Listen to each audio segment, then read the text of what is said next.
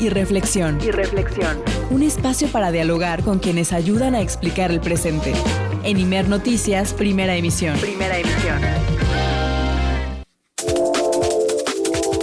Pavel Granados, bienvenido, ¿cómo estás? Muy buenos días. Querido Alberto, muy contento de escucharte. Yo también estoy más contento de que te encuentres por acá, Pavel. Pues muchas gracias. Muy contento siguiendo todo lo que dices y yo quiero de pronto levantar el teléfono, hablarte e intervenir. Estuvo increíble la mesa que acabas de tener ahorita con Genaro, con Jesús, fantástica. Y luego me gustaría comentar algunas cosas, porque la cuestión del algoritmo es, en cuanto a las redes sociales, es una cosa interesantísima. Pero ahora, Alberto, fíjate que en estos días ha estado muy presente el tema de los acervos de Canal 11.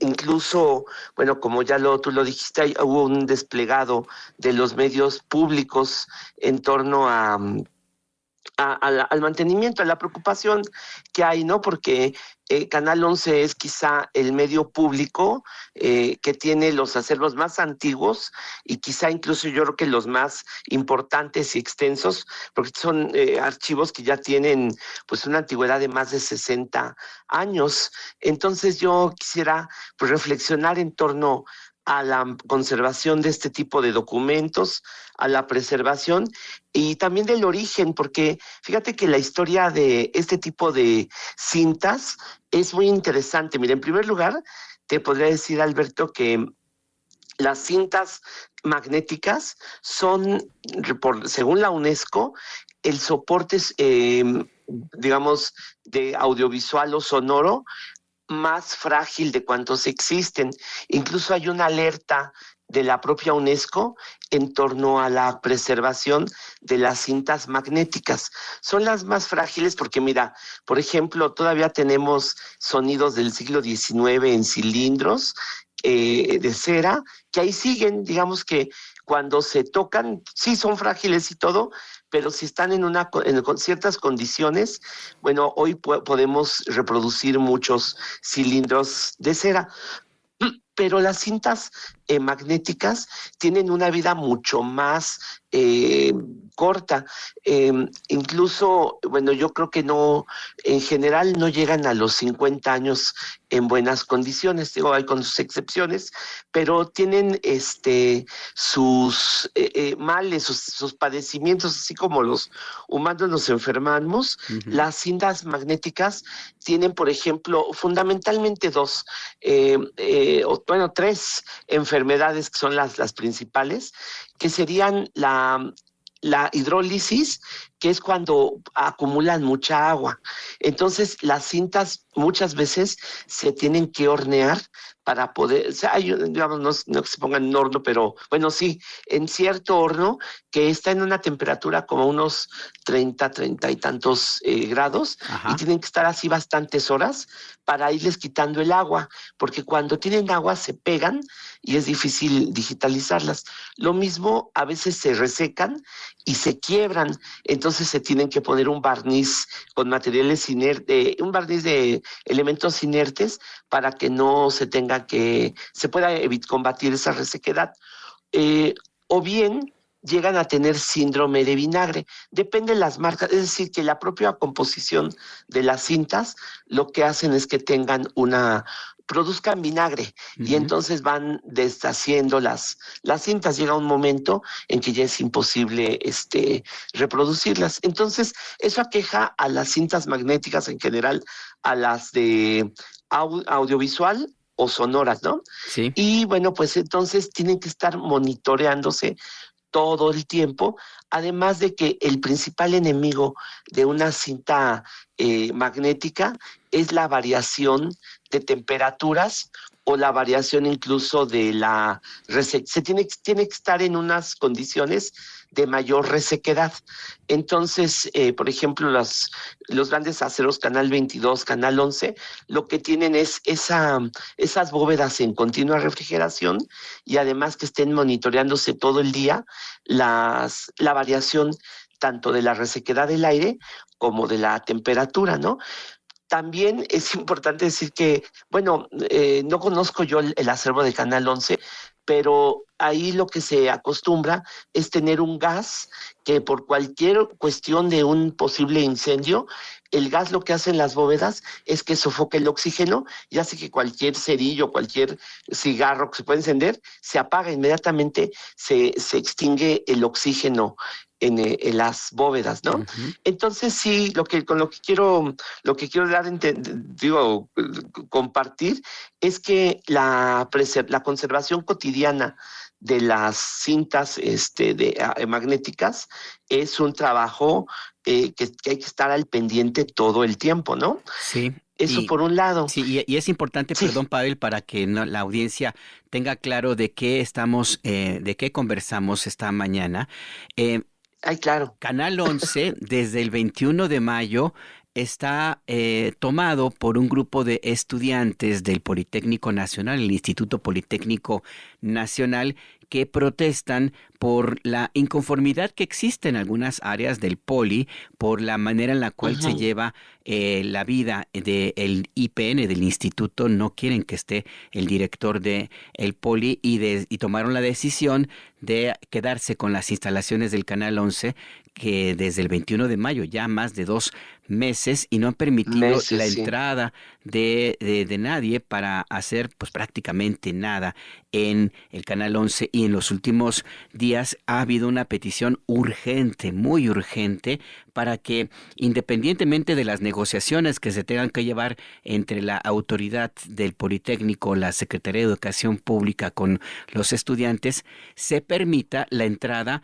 a el lugar donde se encuentra el acervo del Canal 11, que se encuentra en estas condiciones, como tú nos empiezas a explicar, Pavel, que se requiere un mantenimiento muy cuidadoso y que tiene que hacerse, porque de otra forma se pierde, Pavel. Es para que la audiencia entienda un poco de qué hablamos, porque si no, no quedaría muy claro, Sí, Pavel. claro, perdón, que no di ese contexto, pero sí, claro, esa es la petición de la urgencia de entrar a ver al acervo de Canal 11, Sí. la situación en que están las cintas, ¿no? No sé el número de cintas que son, pero también hay algunos procesos que yo sé que Canal 11 los ha seguido desde hace tiempo, que es la de la priorización de las cintas.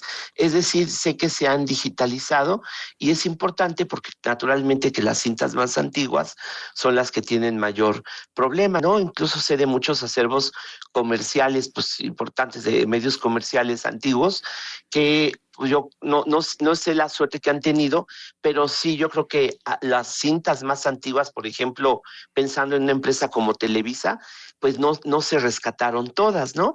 Además, también hay que pensar que los medios públicos, eso sí siempre lo he tenido muy claro, los medios públicos, tanto, digamos, públicos institucionales como universitarios, son los primeros en México que tuvieron acervos para poder preservar, digamos, para el futuro las producciones que hacían estas, ya sea radiodifusoras o televisoras. Esa es también una gran importancia porque la conciencia de que los documentos audiovisuales y sonoros son de valor histórico es una cosa que, digamos, en el mundo se dio como hacia finales de los años 80, principios de los 90.